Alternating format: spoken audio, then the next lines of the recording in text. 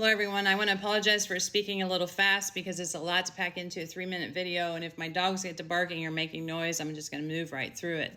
Today I want to talk about the concerns related to data centers. I understand why many people are asking for a moratorium on data centers. Regardless of where you stand on that issue, the Area Planning Commission is moving forward with developing an ordinance that will establish the standards for any future data center proposal.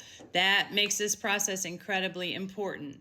Now is the time for our community to share concerns, recommend protections, and help shape an ordinance that reflects the values and priorities of the people who live here. The ordinance can address issues about many of the concerns that are being brought forward. Simply rejecting an idea without fully understanding the available options may not lead to our best outcome. This is an opportunity for our community to help establish the standards that will guide any future proposal. So let's start with water usage. When it comes to cooling a data center, there isn't just one approach. Some facilities use closed-loop cooling systems, others use hybrid cooling systems, some use reclaimed or recycled water, while others may be designed to use permitted surface water sources such as the Ohio River. Another concern I hear about is the constant humming. Fortunately, noise is something that can often be addressed through thoughtful planning and engineering. Communities can require setbacks, sound barriers, acoustic enclosures, and the use of quieter, more modern cooling systems. Local agreements can establish maximum noise levels, limit generator testing to certain hours, and require ongoing noise monitoring to ensure standards are being met.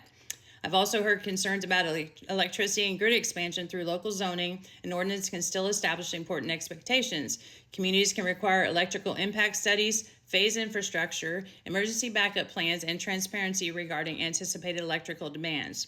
Communities should also insist that the electrical infrastructure needed to serve a data center is paid for by the project itself, not shifted onto existing residents or small business owners. Above all, residents deserve complete transparency about who's paying for the new infrastructure and how those costs are allocated. Economic development should strengthen our community, not add more financial burden.